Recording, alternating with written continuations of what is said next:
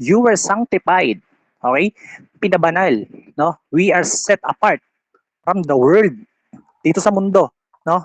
Nang dahil sa ginawa ni Jesus sa cross ng Kalbaryo. Okay? Nakatapak ang mga paa natin sa lupa. Pero langit ang nakaabang nating tirahan. Okay? Lagi natin tatandaan yan, no? At makalangit na dapat ang mindset natin. Okay, next line po. Wait lang, sumasabit talaga. Ayan. Okay, next line po. You were justified. Okay? We are justified by God's grace through the work of Jesus Christ. Hindi dahil sa mabait ka.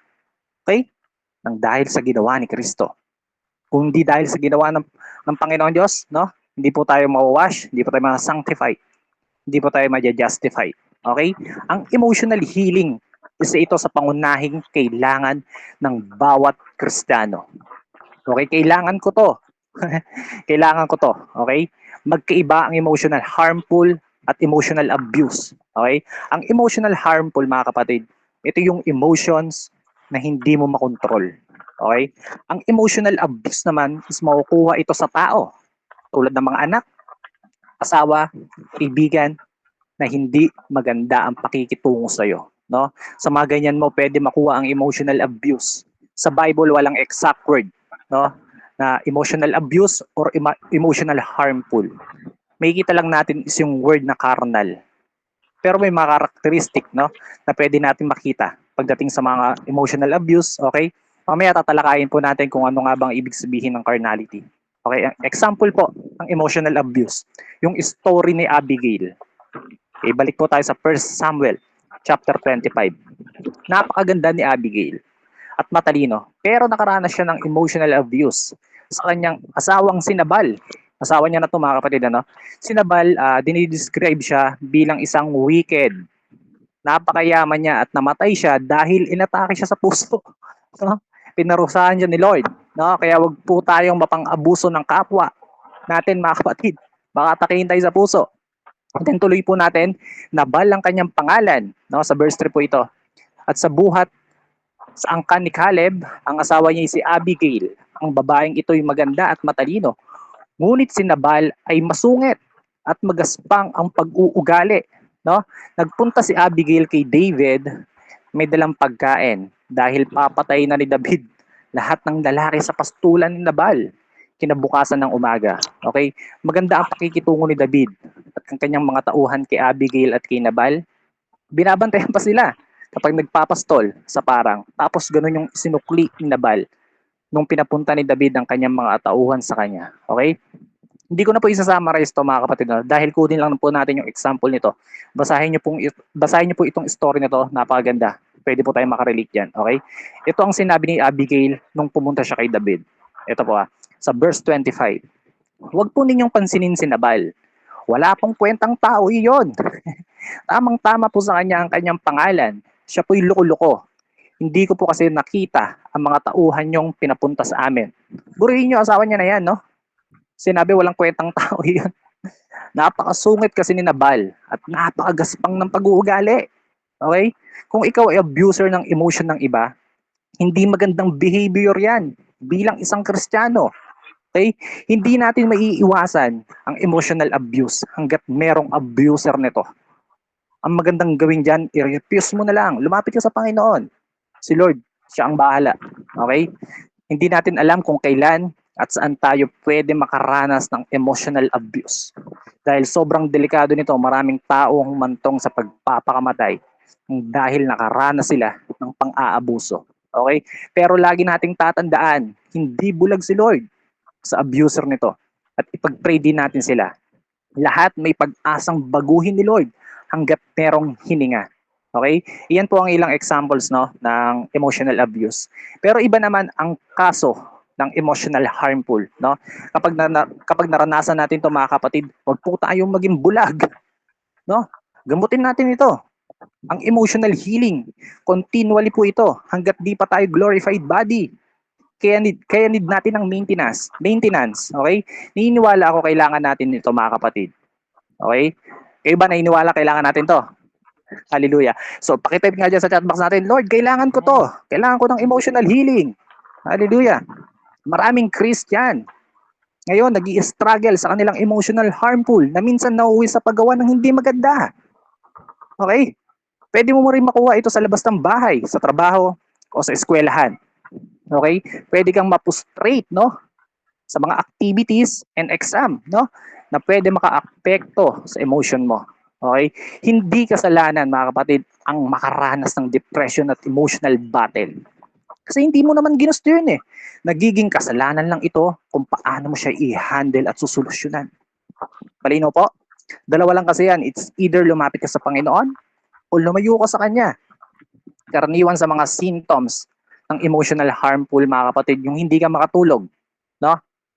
Yung depression, anger, bitterness, fear, unforgiveness, and broken trust, at marami pang iba.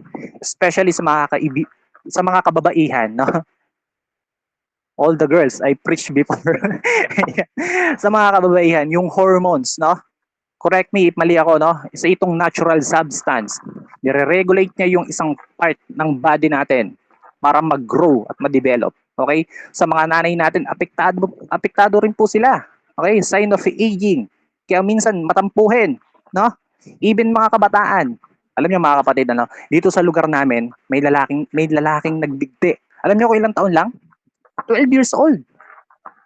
Isa sa mga reason, mga kapatid, lagi siyang pinapahiya ng magulang niya sa labas. Nagtanim siya ng sama ng loob. Hindi niya na control yung emotion niya. Kaya ang nangyari, nagbigti siya. Okay? Sobrang nahabag ako sa batang ngayon kasi ang background nila, may background din po kasi sila na Christian family na po sila, no? Apektado dito yung mood natin. Nagkakaroon ka ng anxiety, no? At madalas kang mairita at magtampo. Okay? Even mga lalaki, no? Hindi po, wala pong takas dito. At mga tatay, apektado ng hormonal imbalance. Kaya minsan magagalitin, no? Nakakaranas ng slow heartbeat, fatigue, hindi normal na blood pressure. Yan po yung sa mga sign, ano? Sa part po na yan, mga kapatid, naiintindihan ko po kayo. I think may ano, no, may iniinom po na gamot yan. Hindi po ako maalam, no, kasi hindi naman ako nurse, no. Hindi naman ako doktor.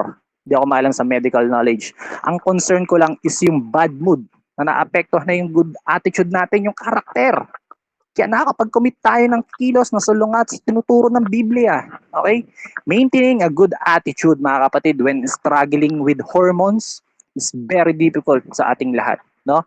Yung mga ganitong kaso, hindi siya excuse kung titignan natin ang Biblia. Okay? Okay lang bang burahin mo, mga kapatid mo, nang dahil excuse mo, hindi magandang mood mo? Di ba hindi, no? Sa mga nag-i-struggle nito, mga kapatid, naiintindihan ko po kayo sa part na yan. Pero, command is command. Utos ay utos, no? Huwag po kayo magalit sa akin, mga kapatid, ha? Huwag niyo kayo bablock sa Facebook, okay? Ituturo ko lang kung ano ang truth ng Biblia, okay? Ito po ang command ng Bible. Ang sabi sa Romans 6 verse 6, sabi dito, alam naman natin ang dati nating pagkatao ay naipako na sa krus kasama niya upang mamatay ang ating makasalanang pagkatao at nang hindi na tayo maalipin pa ng kasalanan. Okay? Lahat po dyan ay kasama. Kahit yung dating Abraham, kahit yung dating Maylin, kahit yung dating Mary Joy, yung old set natin, dating pagkatao, ang ipinako, hindi ang kakayahan nating pumili ng mabuti at ng masama o yung free will, no? Kaya responsible tayo sa resulta ng ating ginagawa. Okay?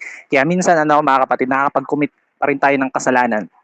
Pero kailangan natin piliin gumawa ng mabuti kahit hindi maganda ang ating nararamdaman. We are responsible sa ating action, hindi sa ating feelings. Okay? Useless ang choose kung walang choices. No?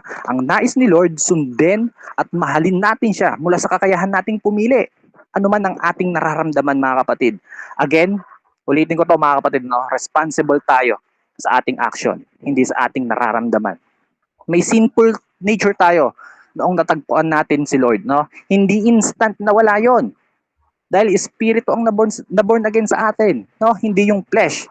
Yung dating Abraham, yung dating Maylin, nung di pa niya nakilala si Lord, ay nandiyan pa rin. No? Kaya nga patuloy tayong binabago ng Diyos every single day.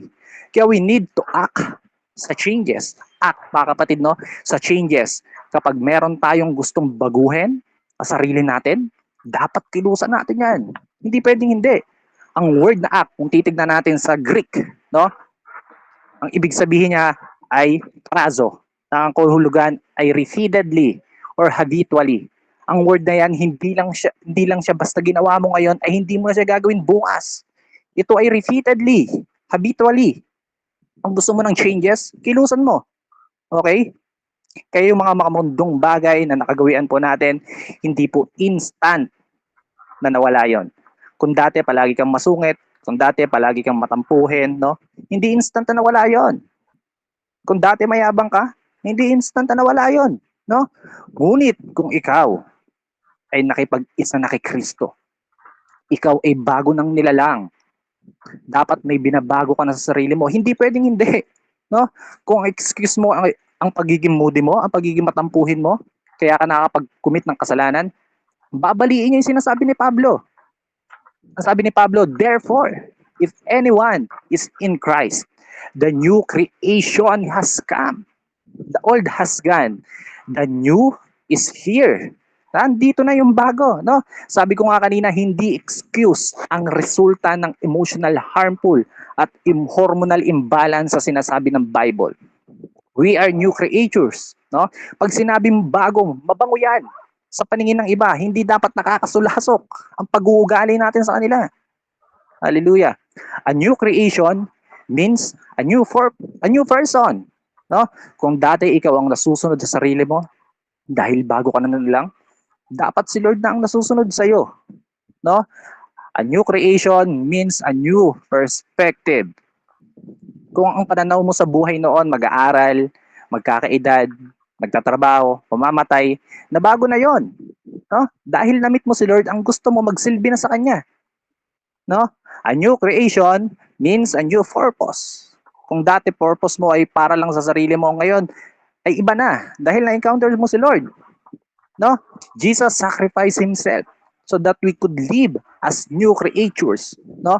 Namatay si Kristo para sa iyo, hindi lang para i-save tayo at hanguin sa luma nating pagkatao, kundi upang mamuhay din tayong bago. Isa sa maganda, no, na-share ko rin to, no? Isa sa magandang attitude ng isang believer, yung alam niya sa sarili niya na may babaguhin si Lord sa kanya. Tandaan natin yan. It's a sign of maturity. Kung sino mang tao ang nasa room ngayon, no, na nagsasabing perfecto siya at hindi nagkakasala, isa siyang bulaan, no? Lahat tayo may imperfections. Pero kapag sanay na tayo sa imperfections natin, mga kapatid, delikado 'yan, no? Kaya wag po nating sanayin yung sarili natin sa imperfections at sa excuses, no? Pansin niyo madalas yung ganito yung mga topic ko, no? Na-i-share, no? Madalas sa morning prayer, yung mga bad attitude, no? Yung emotional damage, yung carnality. Kasi mga kapatid, sobrang delikado nito sa isang Kristiyano kapag hindi natin na-handle yung ganitong situation. Patutuhan nito ay pagiging carnal Christian, no? Porket sinare ko to sa inyo, mga kapatid, ay hindi ko na ito nararanasan, no? Ako unang tinatamaan at pinapagaling sa message na ito, no? Kaya walang madaling proseso ng emotional healing. Process by process ito. Nakapansin nyo sa gospel books o kahit sa book ni Paul, maraming instant na pinagaling si Lord physically. Pero kapag carnality at emotional harmful, is puro reminder at warning si Lord. Pansinin niyo yan, mga kapatid. Kasi ang emotional damage, hindi ito makukuha sa instant. No? Hindi to parang mga noodles na instant, no? Na kapag kumulo ay pwede mo nang kainin, ay okay na, no? Hindi, no? Kailangan kasi dito, hindi lang basta pananampalataya. Kailangan mo rin dito ng decision at action. Okay? Iba ito sa physical damage na pwede mong maranasan. Yung sugat, no, ng pagdadapa, pwede mong magamot. At matagal ka na ulit bago madapa. O baka hindi na. Pero ang emotional damage, ibahin mo. Dahil every single day, pwede mo maranasan. Kaya ituturo ko po sa inyo yung proseso ng emotional healing, no? Para pag nandiyan ka na, no, sa sitwasyon na yan, maalala mo ang proseso na itinuro ng Diyos. Dahil ang emotional harmful, kapag hindi mo ito na-handle ng maayos, mamumunga yan at mauuwi sa wrongdoings na labag sa kalooban ng Diyos. Okay? Gusto ko pa rin itong i-share, no? Kahit palagi ko itong sinishare, no? Itong testify ng naging teacher namin sa practical teachings before 2019. no? Sobrang laki ng impact niya sa akin. Hanggang ngayon dala-dala ko, no. Sobrang lakas ng tama ko sa testify na yun. Ayun, naalala ko, no, yung testify ng pastor na yun, si Pastor Joe. I think nag-guest speaker na siya, no, sa FHOP, no. Ikwento ko lang, no, habang nagpe-pray si pastor, no, ng 2 a.m. ng madaling araw, nakita niya sa vision yung babaeng nakasakay sa bus na nakakaranas ng emotional harmful nung araw na yon. At inimpress sa kanya ni Lord na puntahan niya yung babae at sabihin niya na mahal siya ni Lord. Habang nagpipray sa pastor, no, nagtatanong siya sa Lord, kasi paano kanya naman pupuntahan yung babae? Hindi niya alam kung saan lugar yung bus na yon. No, alam niyo po kung bakit pupuntahan ni pastor yung babae? Dahil magpapakamatay na ito. Dahil sa problema. Dahil hindi niya na-handle ang emotional battle. No? After ng prayer, in-impress ni Lord sa kanya yung exact address at plate number ng bus, kung anong oras niya pupuntahan at kung saang lugar. Ganun kalinaw, mga kapatid. Ang galing ni Lord kasi nakita niya nga yung babae sa hulihan ng upuan ng bus na umiiyak. At sinabi ni pastor, mahal na mahal ka ni Lord. Alam niyo po, glory to God, nakakilala sa Panginoon yung babae. At yun, at ito ang matindi, mga kapatid. Naging teacher namin siya sa practical teachings noong 2018 to 19, no? At napigilan yung pagpapakamatay niya dulot ng emotional harmful. Kaya ito, no, isa sa mga first step, no, na kung gusto mo makareceive ng emotional healing, isa to sa first step. Tanggapin mo si Lord bilang Diyos sa tagapagligtas, no. Pansinin niyo, no, karamihan sa panahon natin ngayon, ang nagpapakamatay mga unbeliever. Kasi hindi nila alam kung paano i-handle. Kasi hindi nila alam kung paano lumapit sa Panginoon eh. No? Yung mga taong sa tingin mo wala nang pag-asang magbago, kapag naka-encounter yan sa Panginoon, wholeheartedly, ewan ko na lang kung di magbago at lumod yan sa Panginoon. No? Dahil ito ang unang step para makareceive ng emotional healing. Dapat tanggapin mo si Lord. Si Jesus ang kailangan mo. Sobrang tindi ng breakthrough ng babaeng magpapakamatay na sana. Pero nung nalaman niyang mahal pala siya ni Lord, nabago lahat yon. Grabe, hindi na nag-preach ng kung ano-ano si pastor. Hindi na siya nag-preach ng hermeneutics. Hindi na siya nag-preach ng theology. Isa lang ang sinabi niya, mahal ka ni Lord. Kaya kapag may taong ini-encourage tayo, magtanong tayo sa Panginoon, ask tayo ng wisdom kung ano ba ang kailangan ng taong ito. Kasi baka bigay din tayo ng bigay, no? Hindi pala yun ang kailangan niya. Baka sayang lang. Okay? Hindi lang ito basta healing process. Ito ay warning din. Kaya hindi natin pwedeng husgahan yung mga kapatid natin sa pananampalataya na nega, no? Na nega mag-isip. Kaya minsan nagiging negastar na siya, no? At matampuhin kasi baka andun pa siya, no? Andun pa sila, andun pa siya sa emotional healing process nila. Okay? Pwede natin pagsabihan in a nice way pero husgahan sila, wala tayong karapatan. Dahil lahat tayo nagdaan diyan, no? Maraming story sa Bible na nakaranas ng emotional harmful tulad ng mga Israelita sa ilang at ang mga Kristiyano sa Corinth, no? Na pwede tayong makrelate. So ayun ito na po, ikukwento ko na po yung background ng Corinth City. Ito po, para makuha po natin yung maigi. Okay? Kung naranasan ng mga Israelita ang ganitong damage, naranasan din ito ng mga taga-Corinth. At pwede mo rin ito maranasan o baka nandito ka na ngayon sa sitwasyon na yan. Okay? Ang mga Christian sa Corinthians, mga kapatid, ay tinatawag na mga carnal. No? Puro rebuke at correction ang dinidil ni Pablo dito. Okay? Ang Corinth ay isang city sa Greece and capital siya ng Roman province of Achaia. Okay? Isa ang Corinth, no, sa pinakamaunlad na city sa buong Greece. Familiar naman tayo, no, sa bansang Greece, no. Isa ito sa pinakamagandang tourist spot. Dito kayo sobrang pag na-imagine ko nga parang sarap pumunta rito, no. Dito tayo makakita, mga kapatid, ng bahay sa taas ng mga bato na tinatawag nilang meteora. Sobrang creative ng mga tao dito sa Corinth, no. Imagine 400 meters yung taas, paano nila naitayo yung bahay doon, no? At maraming turista ang nagpupunta dito. Super nakaka-enjoy, no? Pag-aralan ng historical background ng bawat binabasa natin. Ako po, sobrang hilig ko po dito sa mga historical background. Si Paul ang nagpaumpisa ng church dito. Missionary apostle si Pablo sa Corinth. Okay, bakit nga ba carnal ang mga Christian sa Corinth? Ano kayang dahilan, no? May mga nagsasabi ng dahil sa gifted sila, kaya sila carnal. Dahil nag-i-speaking in tongues sila. Dahil carnal sila? Ano nga ba ang carnal? Okay? Ito yung namumuhay pa sa kasalanan kahit Christian na. Grabe yung desire nila sa flesh. No? Ang word na carnal, kung titignan natin sa Greek word, is sarkikos, na ibig sabihin ay fleshly. No? Makikita po natin yan sa 1 Corinthians chapter 3, 1 to 3. No? Basahin ko po.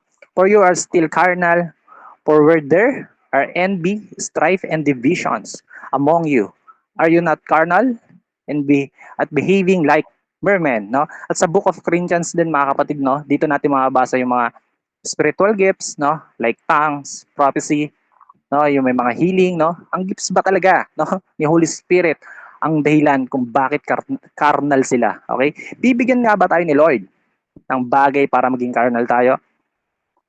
Kung may ibibigay man si Lord sa atin, ito ay makakabuti, mga kapatid. Naging carnal ang Corinthians hindi dahil sa gifts, kundi dahil Corinthians sila. Bakit nga ba carnal sila? Ano nga ba ang history ng Corinth City? Okay? Isa ito sa cities na under ng Roman Empire. Lahat ng tao doon, mga rebelde, no? Kaya sinira ng hari ang buong Corinth City. Wasak talaga, tulad ng mga tao doon, no? Bago ma-build ulit ang Corinth City, meron silang Diyos-Diyosan dito at meron silang templo, no? Ito yung Temple of Aphrodite, no? Center ito mga kapatid ng prostitute. Tatlong sanctuary ang nabuo dito. Isa sa pinaka-famous yung Aphrodite Temple, no? Binuo nila ito nyo mga kapatid, binuo nila itong temple na to para maging tourist attraction.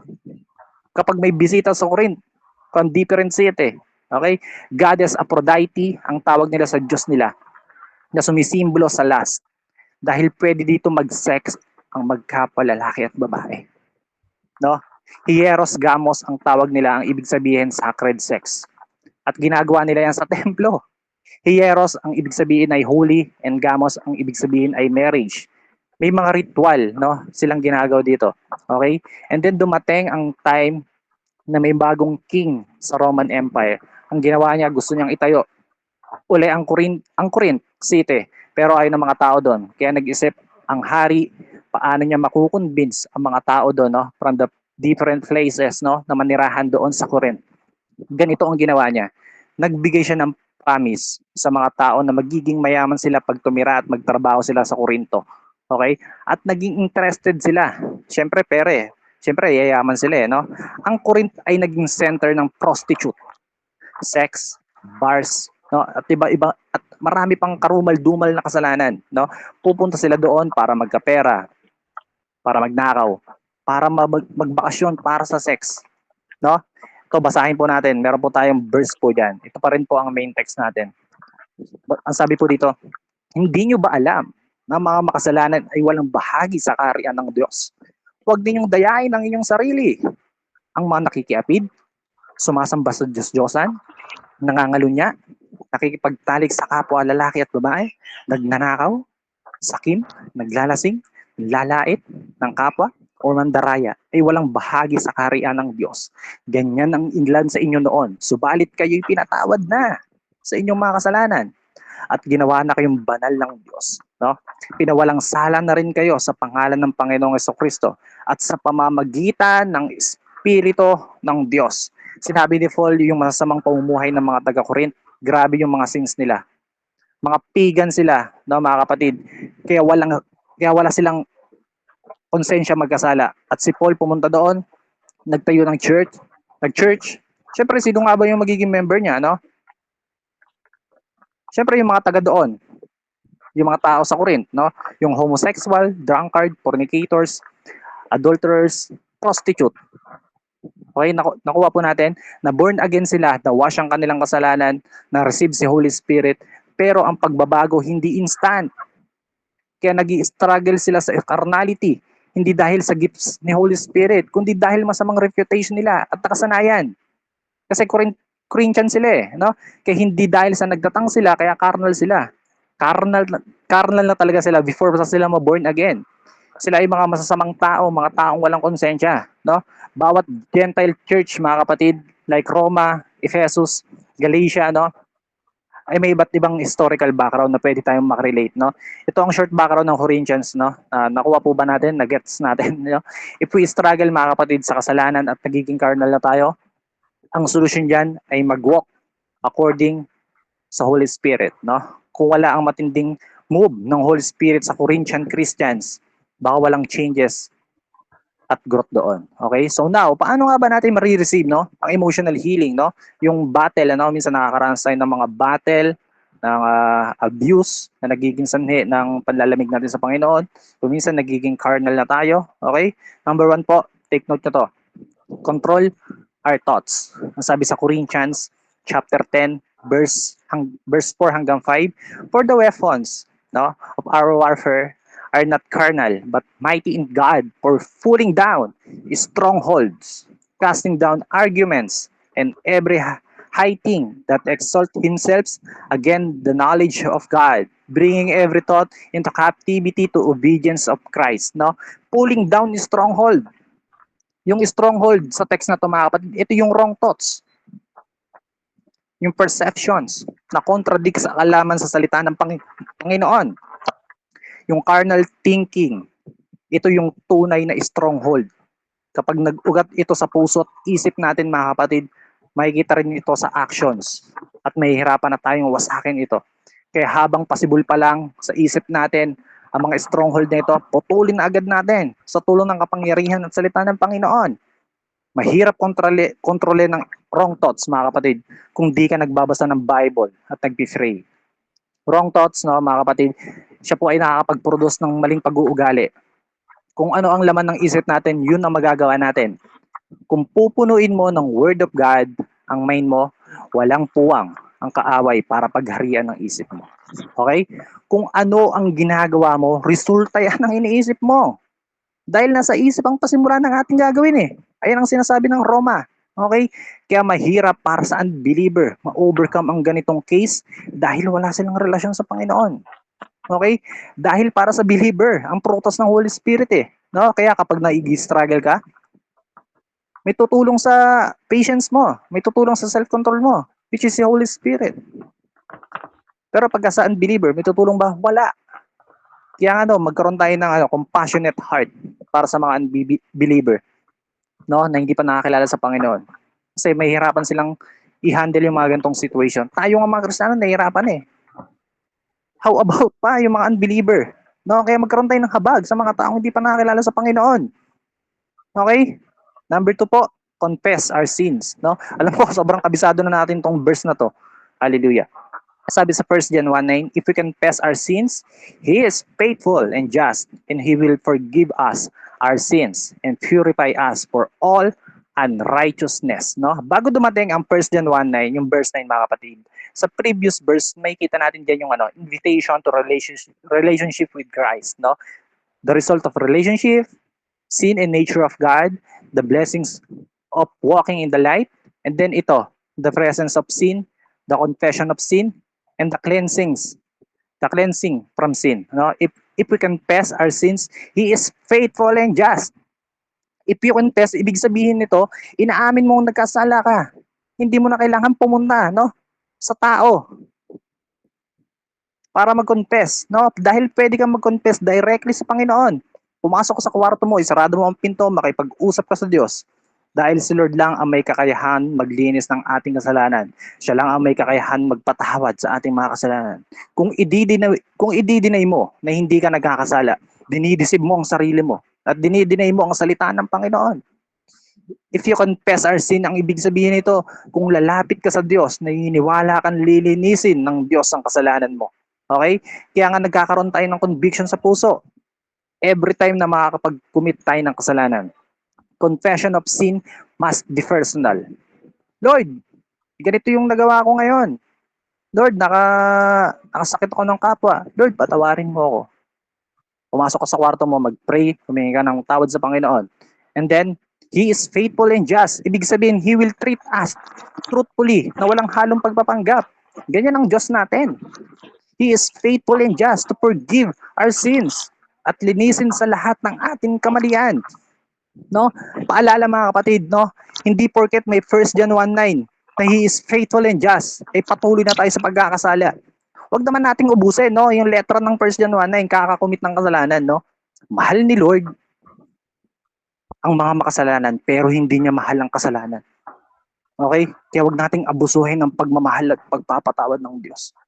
Okay, next line. Last point po natin. Read the Bible actively.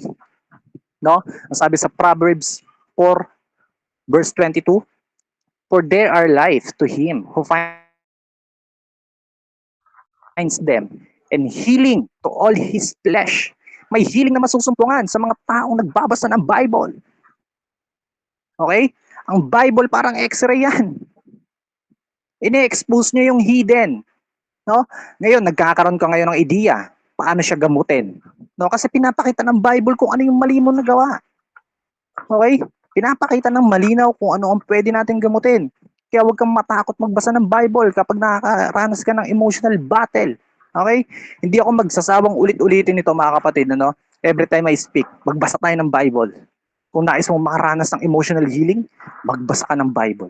Dahil ang Bible, ituturo nito ang mga dapat nating gawin at mga dapat nating iwasan.